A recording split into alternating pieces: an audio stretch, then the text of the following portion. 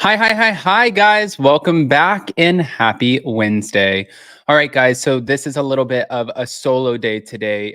Last minute, Jason just noticed because our dog was bleeding and we couldn't figure out why he was bleeding. And he just noticed this growth in his mouth. So literally just had a complete meltdown. Jason just ran to the vet with our puppy, Theo. And I'll keep you guys posted, but that's why Jason's not here with me. He did give me a couple things that he wanted to say in this, but go ahead, smash that like button, show some love, especially for Theo. Smash the like button because for Theo, I am saying that it is an unexpected situation and that he must have been into something and had an allergic reaction. That is it. It's going to be antibiotics. It's nothing else. I'm keeping my puppy for the rest of my life. So, with that, guys, we are back to talk about the Real Housewives of Salt Lake City recap for season 4, episode 12, Icy Apologies. In this episode, I want to go ahead and first see who's in the live chat. Go ahead and rate this episode 1 to 10, 10 being the highest, because I want to see what you guys are thinking. I'm actually really enjoying this season, and I have a couple things that I want to address, especially about like the Monica of it all with the women and what's actually happening, because this is their highest rated season ever, but it seems like the women are not really loving Monica being on the show. We're going to break into all of this. Also, I did want to add in here, I shared on my community tab right here. I shared with you guys that we are going to London for a mom's trip. That's coming up, and that's going to be in the middle of December. The dates are on here, but in the community tab, if you are in the UK or London, then go ahead and comment in that community post, because we're going to put together a get together at a local pub or something where we get to meet all of you guys and bring our moms and also maybe another special guest and one of my best friends. And I think that we will have the absolute best time. But let's break into this really quick, because we kick off the episode where we left off, sort of. We left off with the Pioneer Day, and Monica and Lisa Barlow and Heather Gay, everybody had a complete meltdown, right? Monica was pissed because Lisa Barlow brought up her mother. Then she called her an ugly bitch. Is that the best way to address this? Probably not. Are they both reactive?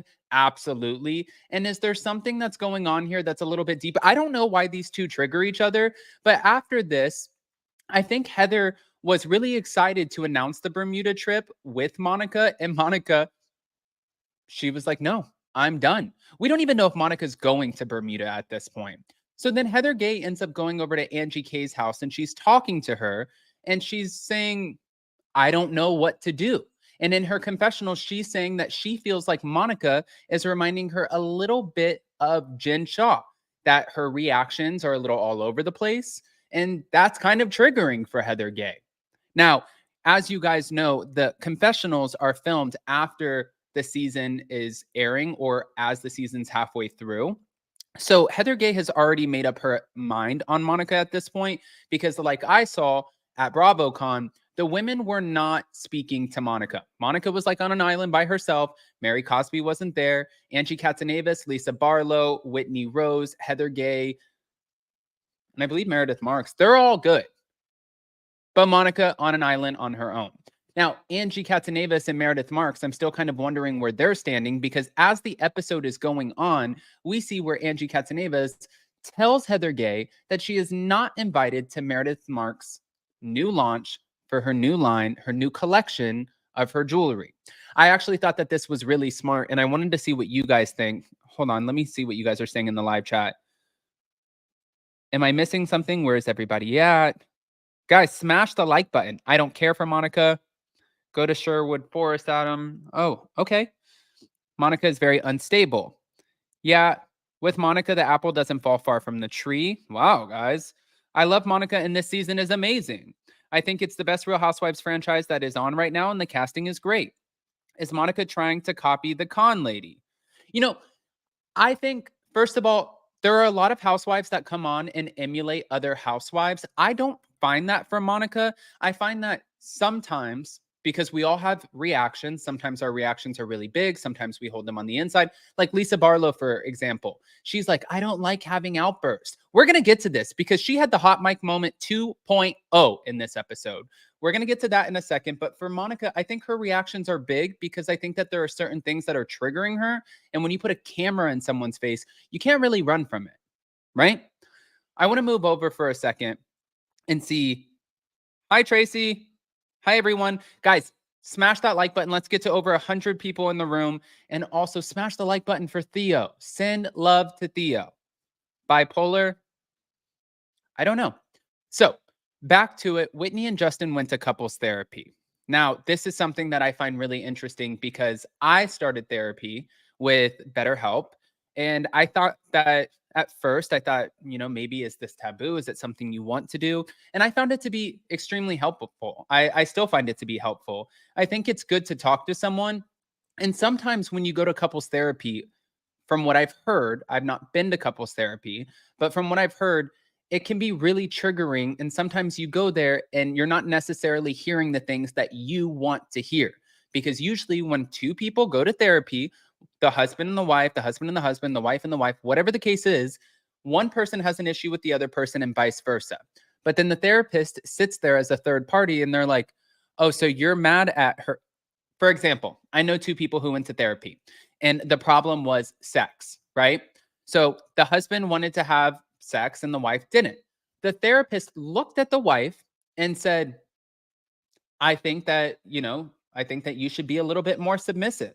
And then the wife, once they got back in the car, she was like, what the kind of chauvinistic shit is that? I should be more submissive? That therapist is an idiot.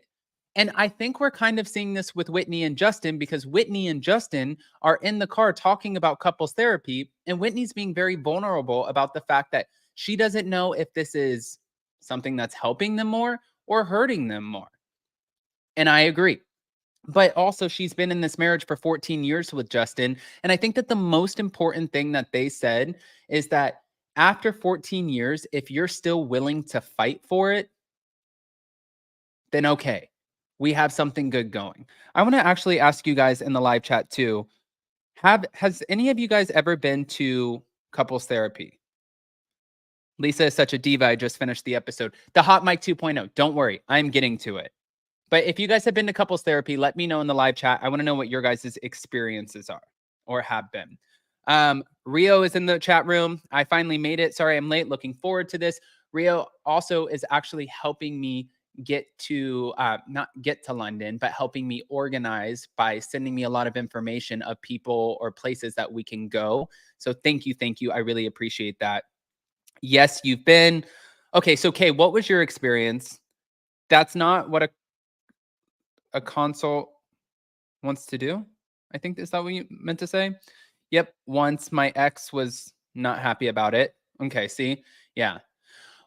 Anyways, moving on past Whitney and Justin, one thing that really broke my heart in this episode was the fact that Whitney knows that her friend's time in this world was becoming a little bit more limited. Her friend, her best friend, had cancer.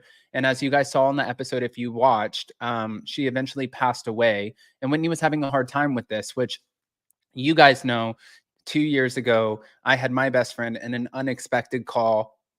It was the first time that Jason and I actually got out of the house to go to a party. We're at a rooftop party and my phone's blowing up. I'm ignoring it. I'm trying to have a date day or a date night with Jason. And then all of a sudden, Jason comes over, hands me the phone. It was the worst experience ever. So for Whitney to see, her friend going through this and actually have to watch it and watch how it's going, and her friend to say, I think that I'm dying.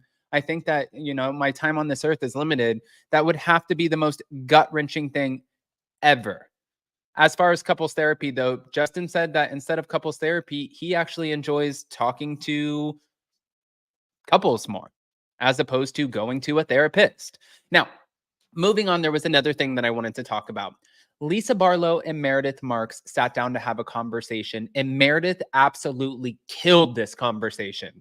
So we see at the beginning of this episode or of this season where they've decided to move on into the next chapter of their friendship, right? So they're like, let's move on. Let's put everything behind us. The hot mic moment where I said that your family's a bunch of posers and that you half of New York. You know what? That's all behind us. Let's just move on. That's fine. Not a big deal. Okay. So then Meredith agrees and they sit down and they go to have a conversation. And when they do, it looked like Meredith was really happy to go there and have oysters and pizza and all of the things. And then, boom, Lisa Barlow asks Meredith a question after talking about Monica. And then Meredith comes back and she's like, by the way, did you tell Angie Katsanavas that I threatened her family? I never threatened her family. She's like, no, I didn't say that you threatened her family. Well, Meredith goes on to call Lisa Barlow a hypocrite for the way that she is handling the friendship with her, Meredith, as opposed to Angie Katsanavas. She's saying, you took a break from me and you're saying you're not taking sides, but you're over here championing Angie. When you saw how Angie treated me in Palm Springs, showing up uninvited, which of course that's partially because of producers, but showing up uninvited, you see how she treated me, and you're taking a break from me? And we saw the rant where Meredith was like, I know things about the husband. She didn't say what she knows, but I think that the women were alluding to the fact that by mentioning something and not actually identifying what the rumor is, you're leaving it out there for speculation. And by leaving it out there for speculation, that could potentially be more dangerous. But I love the fact that Meredith called out Lisa Barlow for being a hypocrite in this moment, because that's exactly what this is. She's saying that she feels like Lisa Barlow, Monica attacks her and then plays victim. Meredith also feels like Angie Katsanavas is going at her and then playing victim. She's like, what's the difference? That's the lawyer in Meredith. When I saw the conversation, Jason was in his phone like this. And I'm like, are you watching? And he's like, yes, I'm watching. I can do two things at once. And then I look over and Meredith starts talking and giving the comparison. And Jason was like, oh, I was like, yeah, she shut that shit down really quick. Now, my next thing that I want to talk about, guys, Vicky Harnish, you're right. Only 35 likes. Come on, guys. Yes, I told you guys. Smash the like button. Today, it's a very special smashing the like button because we're smashing it for my puppy. My puppy is now at the vet. He's at the vet because he has a growth in his mouth. We didn't understand why he was bleeding. It is nothing serious. That is what I'm saying. I am manifesting that he just needs antibiotics and he bit into something. I'm not trying to get you guys to, oh my God, give me sympathy, nothing like that. But we all know our fur babies are everything to us, especially when we don't have kids. Come on, Adam's family, hit the like and give Adam a tip. I don't need a tip. I don't need any monetary tip, but smash the like button. It's free. Now let's get into, this is the part that Jason wanted me to share with you guys. This was actually kind of funny. So I know, poor puppy. That's my baby. So Mary Cosby has Monica Garcia over. And Jason made a funny comparison because he's like, it's kind of funny. When Heather Gay came over, you can tell who Mary Cosby likes and who she doesn't like. Because when Heather Gay came over, she got a bottle of water. When Monica comes over, she gets carrot cake. I love that that's what he noticed because we all watch these TV shows through a different lens. I specifically thought in my head, you fat shamed the hell out of Monica for eating a crepe after you had McDonald's on the Sprinter bus, and then you give her carrot cake?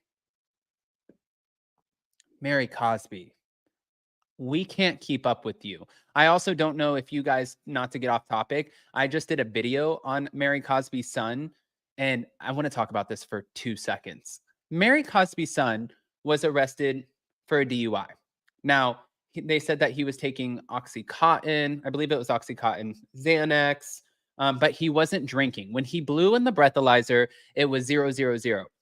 But then when he did the field sobriety test, he couldn't put one foot in front of the other. He was wobbling and he couldn't do the, and then the counting out loud. So there were things that he couldn't do. So he got arrested for this.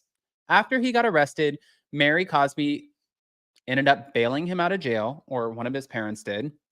And when they bailed him out of jail, he had to pay like a $1,600 fine and he had to go on house arrest. I don't know if you guys saw the photo of this kid. Let me see if I can bring it up because the photos of this guy in the house arrest, like after house arrest, if I can bring this up, you guys are going to flip. The photos of him with his tongue out, with a ton of pills in his tongue, and then also holding big bags of marijuana. I'm going to bring this photo up right now. Mary Cosby. Watch.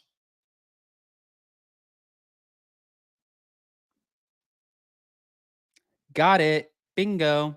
So the photos of him, this is after house arrest, as far as we know. And while he was on house arrest, there was another police report that was filed. So in this police report, what happened? Here's the photo. In the police report, what happened was while he's on house arrest, there was an apartment that he was going into. Well, one of the neighbors ended up calling the police because they felt like he was breaking in with this girl. This is the photo. This is what you do when you're on house arrest. This is what you do after you get a DUI. Now, I'm not sitting here trying to pick on anyone at all. I just think that there are some decisions that are good decisions, some that are okay, and some that are really stupid. This is a very ignorant decision. So you're on house arrest in this 20,000 square foot mansion, which sounds completely terrible. It's like when Paris Hilton went on house arrest, right? The end of the world. Now, after you're on house arrest, you sneak off with this unidentified girl. You go into this apartment, and the woman who lived in the apartment said, no, no, no, we're friends. Nobody broke in when the police asked. But once the police came, him and the unidentified girl jumped from the third story balcony onto the ground. Then the police caught up with him. And then he gave a fake driver's license that had an Arizona state on it. So once the police ran the driver's license, they found out that it was fake. Then finally, Robert Cosby Jr. gave his real name, and then they found out that he was on house arrest. So after they found out that he was on house arrest, he got a fine. Now, I don't know how this works, but let me just say really quick. From my understanding, when you're on house arrest, if you are given a parameter and you go beyond that parameter, then your little anklet thing, your little anklet buzzer house arrest machine goes beep, beep, beep, beep, beep, beep, beep, beep, beep, and it warns you. And after it warns you, if you continue to go past, then it sends a signal to the police department. So they should have already known that somebody was there anyways, or that somebody was off the parameter if they're on house arrest. And it's starting to make me wonder if Mary Cosby and Robert Cosby have some sort of pull with the Salt Lake City Police Department. Maybe one of them goes to her church. Maybe there was someone in there that owed them a favor. I don't know. Well, Mary doesn't realize that he's married, so that excuse won't work in court. Oh, please. Whenever she talks to him, it seems strange to me, not like a mother and son. Yeah, I know. Guys, 200 in the room. Smash that like button. We're going to continue on. But so after he gets arrested, then he gets a fine, and then they just put him back on house arrest, and they continue his probation. They let him go. So you got a DUI, but not for alcohol, but for uncontrolled substances. And then you got put on house arrest and probation. You had to pay a fine. And then you break out of the house, right? And then you go to a friend's house, which you're not supposed to be at. And then the police come. Then you jump off the third story balcony, which is stupid. And then after that, the police catch up with you. Then you give them a fake driver's license. Okay. And then you're arrested because they realize that not only did you falsely identify yourself, but you violated your house arrest. I mean, that'll teach them. Oh, yeah. Yeah. The Salt Lake City police are moving mad. How on earth has he had so many passes? I'm thinking that there are connections here. I mean, I feel like this is a little odd. Most people don't get this many passes. This is a lot of passes, especially when you're on house arrest and you're posting photos like this with all of the pills in your mouth when you're not supposed to have. He's not allowed to have over-the-counter drugs. He's not allowed to have uncontrolled substances. He's not allowed to have anything that's not a prescription. All right. let's move on because this one is just like, oh, this one's getting me a little bit. So when Mary had Monica over, they were talking about Lisa Barlow, and she, Monica said, and it's not funny. Monica's like, I need to learn how to control myself. Like, I don't know why Lisa Barlow always goes after me. And Mary's like, no, girl, you also go after her too. You guys both do it to each other. She's like, I know, but Lisa Barlow goes in hard. And I was kind of seeing this from Mary's perspective, but she's like, don't let anybody disturb your peace. I'm like, Mary, you have let people disturb your peace multiple times. But like Monica said on the confessional, which I saw a lot of comments on this episode, when she said, those who can't do teach, I was like, oh shit, you're going to eat those words. That's not going to end well for Monica in that confessional. But she's like, maybe I shouldn't have said, and I won't say moving forward that Lisa Barlow is wrinkly, and I won't hold grudges. But she told Monica not to hold grudges, and she pretty much said, listen, you need to kind of control yourself, which a lot of people felt like that was a little bit hypocritical. So Angie Katzenavas called Whitney and told her that she was so sorry for the loss of her friend, which was really, really sad. And Whitney shared that her friend came to her Prism event, and then we got to see all of the back photos of the times that Whitney's friend was there, which again makes me really, really sad to talk about. But then moving on, John and Lisa. John and Lisa ended up going to this missionary men's shop, which only in Salt Lake City, I feel like, where it's this warehouse, and Jack tries to kind of get his outfits ready for his mission, and he's going to Colombia, and he's telling his mom, I need a break from you. I need a break from you. I can't do this. Like, I need to get away because I feel like you're smothering me. Personally, I would have went to college, but I also didn't grow up in the Mormon church. So I don't necessarily understand. And I'm not judging anybody. But what I am seeing is that he's saying, I feel smothered by you. And it seems like for her, she's a great mom. Seems like maybe did you give your kid too much love? I don't know. I'm just wondering here. But she said, listen, when I was your age, I was running around with Russian mobsters or whatever the case was, Russian whoever, and I had to get out and grow too. And he's like, I just want to go to Colombia and I want to go to a third world country. And then that way, when I come home, you look at me as an adult after 2 years, and then I'll be able to appreciate the things that I have. That's one hell of a way to go about it. But okay. Now, after this, Heather and Monica end up meeting up because, as you guys know, we are going to Bermuda.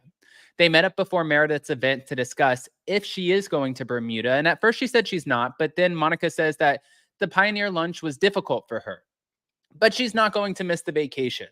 She apologized to Heather for letting her down, and Monica said, I'm going to try to be nice or more baseline. Now, I don't know what the hell baseline means, but at least, okay, we're getting somewhere. I'm going to try to be nicer. So I want to go over to Meredith really quick because Meredith and Seth arrive at her soft launch party. I don't know if you guys saw the jewelry from her soft launch party, but I thought it was really good. And she's trying to do a more plated situation where it's cheaper jewelry, not cheaper, but lower price, more affordable jewelry. She's trying to do that for, I'm sure, fans and people who recognize her and people who will buy the jewelry, which makes a lot of sense. Let me see if I can go to meredithmarks.com and bring it up and see. Let's just go through this for a second. Guys, again, smash that like button, show some love. Let me see what you guys are saying in the live chat really quick. Lisa trying to buy him fashion outfits to go on a religious mission. She is out of touch with reality. I don't think any of the ladies are aware that Monica was going to testify against Jen Shah, and I think that Monica holds the secret to Heather's black eye. It's not polite to wave higher than your tiara. Watch What Happens Live with impersonation of Lisa. Oh my God.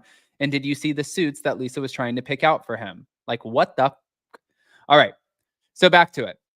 Now, the jewelry, I bet you it's under fashion jewelry. So this is the more affordable jewelry. $95, $325, $145, $105. As you guys know, us who are watching, some of us who are watching Real Housewives, not me. Some people might have a lot of money, but a lot of people are just watching from the comfort of their couch. They're going through day to days. Gas prices are up, interest rates are up, and we're trying to afford life. But they still want to support their favorite housewives. They still want to wear the things. And I think that that was Meredith's goal here, because you can see the jewelry, which I think looks really great. And I saw where somebody said, well, it has an M on it. What if your name doesn't start with an M? Well, then buy one for your mom and say that, listen, M stands for mom. I don't know. I think that there's a way that you can pull this off. But I'm going to go through here, price high to low. Her highest priced item is $30,000. I believe that is why she did a more affordable line, because a lot of people who are watching are probably not necessarily buying $30,000 earrings. Maybe some are, but I think that there might be a higher upper echelon of people who would be able to afford this. Like, I couldn't go drop $30,000 on, I mean, ever on earrings. That would be, well, it wouldn't be crazy. It wouldn't be crazy if you could afford it. Oh my God, I can't get that jewelry. I buy t-shirts. I can barely afford $50 jewelry. Money. No, listen, I am the same way, guys. I'm the same way. I can't spend that. But there are people who can, so I'm not knocking Meredith. I love Meredith. I'm not knocking her at all. I think that there are some people who can afford it and some people who can't, and that's okay. So at this event, you can see where Meredith is, she's getting ready for her soft launch, and let me go ahead and go back to it and take this off. This is where we're about to get the showdown. This is not going to be a good one. Whitney comes in and tells Meredith that her friend passed away, and Meredith was surprised that she still showed up after her friend died. Now, Heather comforted Whitney over losing her friend, and Lisa comes over, walks in bearing gifts, but for Heather. So Whitney's a little pissed off that, one, maybe they're not for her, after she told Lisa first about her friend's passing. And she kind of, you can tell in this episode that she is resenting the fact that Lisa is acting like herself and not paying attention to her. So Meredith ends up going up to give a speech, and she ends up thanking her husband, Seth, for the support for her plated jewelry line. And there was more side conversations that you could clearly see. And Monica had a bunch of apologies. She ended up going to Lisa and admitting that she fights dirty. And she was like, listen, I think that you're a great mom. Lisa's smile kind of turns up. You could see she looks like the Grinch who stole Christmas in this. And she was enjoying the apologies. She then tells Monica Jack is going to Colombia. And Monica actually opened up and let her know about her Colombian roots. So after this, they end up saying, you know what? We're going to let bygones be bygones, and we're going to make peace. Thank you. We are done with the Lisa Barlow, Monica fight of it all. We are ready to move on. We're ready for the Heather Gay and Lisa Barlow. No, Heather Gay and Monica Garcia fight of it all. So then after Lisa Barlow goes up to Whitney, she goes to tell her, which was kind of ignorant, in my opinion. I don't know if it is or if it's not. I'm gonna ask you guys right here. Let me just say really quick. I don't know if Lisa Barlow didn't walk up to her and mention her friend because she doesn't know how people grieve, like she said on the show in her confessional, or if she didn't go up to her because she completely forgot. Because what she said, she contradicted herself, sort of like in the conversation with Meredith. She said to Whitney, I have so many things going on, I can't keep up with everyone. And then Whitney goes in her confessional and she's like, bitch, I talked to you on the phone yesterday, 24 hours ago. What do you mean you can't keep up? I just told you about this. And then in the next breath, she says, everybody grieves differently. And I didn't want to necessarily trigger her and get her to start crying at an event that I was surprised that she even showed up at in the first place. But Whitney's not letting this one go. When Lisa pulled Whitney aside to chat about her lunch with Meredith, Whitney has no capacity to deal with it. Not at all. Lisa can't fathom someone not wanting to listen to her in this. You can kind of tell, but Monica pulls them away, and Monica's like, wait, can I interrupt this? And you can see Whitney's like, who's touching me? But she pulled them away to, I think, make up for the busted ass invitation to Bermuda, where Heather Gay kind of had to take the reins. And she gave everyone a bottle of rum and pastries from Bermuda. Now she's excited to share Bermuda with them since her family has roots there, and they apparently helped establish Bermuda. But when Lisa tried to talk to Whitney again, Whitney was not acknowledging her. I honestly, if I were Whitney, I give her a lot of credit. After my best friend passed away, I would have never went to an event. I didn't even want to stay at the party when I found out. It was probably one of the worst things. And then the next day, I think I worked, which I don't know how I worked. And I think I started crying on a live, and then I had to get myself off the live. It was just not the best. So for her to like put on makeup, get glammed, and be able to show up and look the way she did, I give her a lot of props for that. But when she pulled her again, it was kind of like Whitney was like, "Are you joking? No empathy. No empathy from you at all." It makes you kind of wonder, did she really show up? Like, did she? I don't know what goes through Lisa Barlow's head at all.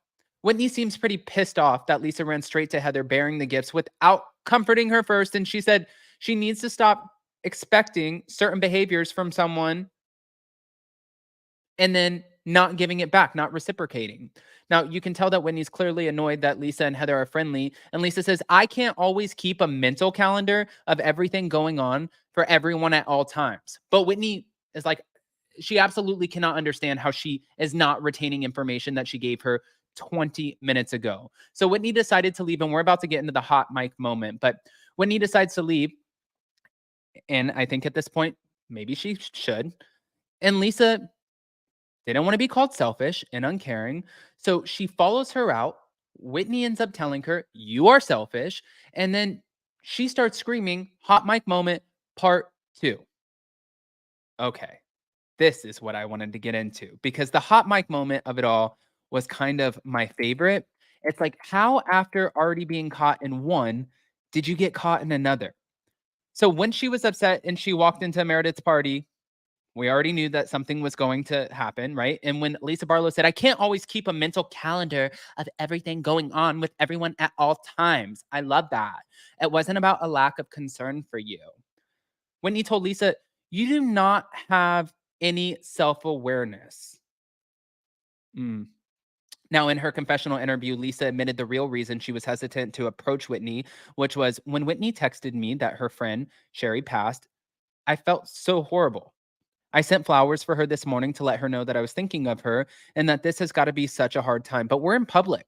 I don't know how fragile she is. And for me, I plug through things. I want to be quiet about it. So I did not want to say anything that could upset her because I don't know how Whitney handles grief. Okay. Now, Lisa lost her shit when Whitney called her self-absorbed when she was storming out of the party. And then Lisa ripped off her microphone and went to the producers and said, motherfucker, fuck this. You know what? You want to see about putting people first? Why don't you keep your fucking mouth shut? Oh my God. Now, when one of the Salt Lake City crew members attempted to help Lisa with her mic pack, she said, no, you guys need to stop right now. No, no, no, no, no. We're not putting this back on. And then she said, you're not putting it back on me. She said, Whitney, I'm so fucking sick of this. I'm selfish. I'm about myself. And then she said, John Barlow, we are leaving. What the fuck is actually happening? Hot mic moment 2.0. I want to see what you guys are saying about this. You would think first on the mental calendar would be Whitney's best friend died. Yeah, you would think so. 93 likes, guys. Let's get to 100. Can only hear I'm sorry so much. It's hard to know what to say, and it's even harder to know how much people can take. Lisa goes through Lisa's head, Adam. I love how Whitney said that her friend would have wanted her to go. I don't know if I could have been that strong to go. And I think Lisa had a one-track mind, but did try to explain herself. Whitney might have gone around to people too. Real TV. I honestly think that Lisa Barlow sometimes is about Lisa Barlow. I think that when Monica said, the conversation, you know what I learned in this? Because I know that right now, Andy Cohen just did a Radio Andy situation. And when he did, he was explaining that at the reunion, so they already filmed the Salt Lake City reunion. At the reunion, he put Monica and Heather right next to him. He explained the reason he did that. He said that a big bulk of this season revolved around Monica. And he said there have been other housewives in the past who have been up front and center on their first season. Shannon Bedore, Kristen Takeman. He went down the whole line. And he said, for her, yes, that is the honorary chair to be right next to me. But she deserved it. She earned it. Then he went on to say that there were other cast members who were complaining about the fact that she was up there, right? So I ended up reading to you guys yesterday in a pre-record, and I wanted to share it with you guys again. The rumor is that the women are trying to get Monica off the show, that they don't want her on the show, and that they are boycotting filming the show if Monica is brought back. I think at this point, it's kind of like when Vicky Gunvalson was like, it's my show, and she was trying to get Bronwyn off the show. No one is bigger than the show. You should not be able to, unless somebody is spreading, like planting things in your car or doing something so crazy. She called one an ugly bitch. She has the lawsuit with the other, which they have counter lawsuits. So they're both going up against each other. And that was before the show. Okay. So that's not necessarily prevalent to this conversation. And then who else did she go after? Angie Katzenavas, she mentioned the gay rumor about her husband. She didn't bring it up, but she did put it out there. Like, these are not things that haven't been done by housewives before. So I know that there's going to be a few other big bombshells that are going to come out, but after hearing what the bombshells were, I don't know how big they actually are. I think that for the women to be like, no, we will not film if you have her on here, I just don't think that that's your job. I think that they should all have to film. If you don't want to film, then you should have to forego your contract. Then you don't get to be on the Housewives. You don't get to promote your brands. You don't get the social media activity. You don't get the sponsorships. You don't get the celebrity that comes with it. You don't get the fat paycheck. You don't get any of it. If you're going to sit there and draw your line in the sand with the network as if you are some sort of executive producer, then I think that the network should come back to you and stand toe to toe and be like, okay, you don't want to be here? Fine. Then don't be here. Allie Dixon, thank you so much for the super sticker. Monica does not fit in at all. See, I think it's a first season. I think that you always have to give the housewives grace on their first season. And then I think that after that, we see how they do in their sophomore season. If she can't make amends and re-navigate these friendships in a sophomore season, then okay. But we saw Jen Shaw. How are you guys so triggered? This is, and I'm not sticking up for anybody, but like when we saw Jen Shaw on the show, it seemed like some of the women were afraid of her. And then when we see Monica on the show, it doesn't seem like anybody's afraid of her. It seems like they just hate her. And then I was reading the comments, and some people were wondering, do you potentially hate her because you think that she might be a killer housewife and you might be threatened by her? Or do you just hate her because you feel like she's full of lies? What is it exactly that is triggering you about Monica? I think that's a great question. Let me see what you guys are saying. Monica is just unlikable. I definitely agree. Monica gets to come back. She brought life back to a show that I wasn't going to watch. Okay. Let me see. Hi, Adam. I absolutely love you guys. I don't watch Salt Lake, but after hearing this on my to-do, okay. I know they must all be mad about where Monica is sitting during the reunion. I agree. Monica is being taken down. I wish they would because I really can't stand her. That was so stupid. Andy shouldn't have to explain a freaking seating chart. So petty of these women. Yeah. I think that she did it again on purpose. I think the hot mic was intentional. Oh, that's interesting. Maybe. Monica is getting all of the attention. They know that she's polarizing and they are boring, basically. They were boring without Monica. See, that's where we're like walking a line here, guys. We're walking a fence. And then I saw a comment, which I read to you guys before on a pre-record, but I'm going to read it again. This woman wrote, if the rumors are true and the hashtag Real Housewives of Salt Lake City cast is issuing an ultimatum per them or Monica next season, then Bravo needs to fire that bland I'm rich, but it's a rental boring cream of mushroom cast and build a new one around the ex-Mormon mommy blogger swingers that we all deserve. I don't think the cast is boring. I think that Heather Gay offers a lot. I think that Meredith offers. I think that Lisa offers. Whitney, Mary Cosby, Angie Katzenavas really surprised me this year. I think that they all offer. I think it's a great ensemble cast. I just think that they should not have the ability to give ultimatums to a network. Like, At this point, how much are you making? And then after that, you get to make 150 to 250,000 to go on an ultimate girls trip, which the first one that we got, like as far as Salt Lake City, we had Heather Gay and Whitney, which okay, I think that they're great TV, but there's so many bonuses in this. If I was getting paid like that, put me in front of my worst enemy. Sit me toe to toe. You have something to say? You want to have a conversation? You want to talk about things? Let's talk about it. Like, I wouldn't forego $500,000 because I don't like this person. Where are you going to go? What are you going to do? These ladies are very childish. Exactly, Adam. Cream of mushroom cast. Hilarious. I didn't say that, by the way. Those were not my words. But guys, I want to hear what your thoughts are. Again, 228 in the room. I'm going to reshare this now that I have more people in the room. I just wanted to remind you guys, we are going, actually, I have a few kind of announcement things to give you.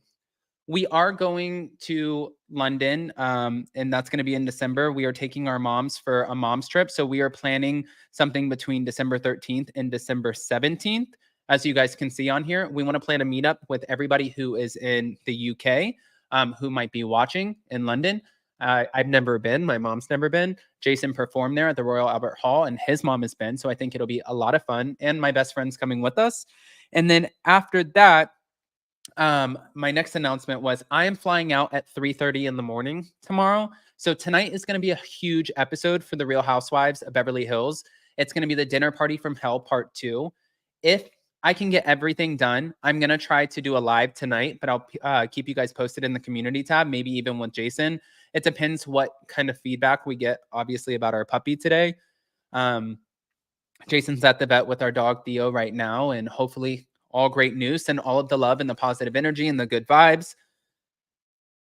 I just wanted to kind of keep you guys posted because even like today's live, Jason was like, or I was like, I'm going to cancel it. And Jason's like, no, don't cancel it because we don't want to cancel lives and all of that. And it's not going to help me being there. I'll just cry and be like a nervous wreck. So I don't really want to do that. And, you know, like stress Jason out anymore, stress Theo out. So I ended up deciding to do this anyways, but I guess maybe to keep my mind off things. I don't know. And then on tomorrow, after I fly out at 3, I'm flying and then I'm flying back at 11:30 at night. So then I'll get back in around 12. And then on Friday, I'm going to do Hot Messy Topics at 1 p.m. with Ricky Cornish. So normally we do Salt Lake City, but on Friday, we are going to do Hot Messy Topics. And I'm so excited to have him back as well. Guys, I love you so much. Thank you. We love Theo. Thank you. Hope Theo's okay. He's going to be amazing. Go to Sherwood Forest and have Jason dress up as Robin Hood. I'm booking a ticket if this is happening. Allie Dixon, hey. Val Porter, I'm from London. You'll love it. Thank you. I'll take $500,000 to tell my bullies what I think of them. Listen, girl, me too. Love you, Adam. Love you, Allie. Thank you so much, everyone. I will see you guys in a little bit, and I will keep posting photos. And by the way, go over to, let me pull this up real quick. If you guys are not subscribed, go over and get subscribed to Up and Adam Channel 2 because I am dropping leaked DMs right after this. And it's in regards to the Heather Gay, Monica Garcia lawsuit. DMs have been leaked. Do you guys want to see leaked DMs? Let me know in the chat. If you want to see leaked DMs, I am dropping them. I have the post, I have the screenshots, and I have the video, and I will share it with you right after this. Bye, guys. Let us know how Theo is. I'll do a post. Thank you. Let us know how Theo is doing. Thank you. Yes. All right, guys. Hold on. Actually, all right. I'm going to get off here, and I'm going to drop it right now. See you next time.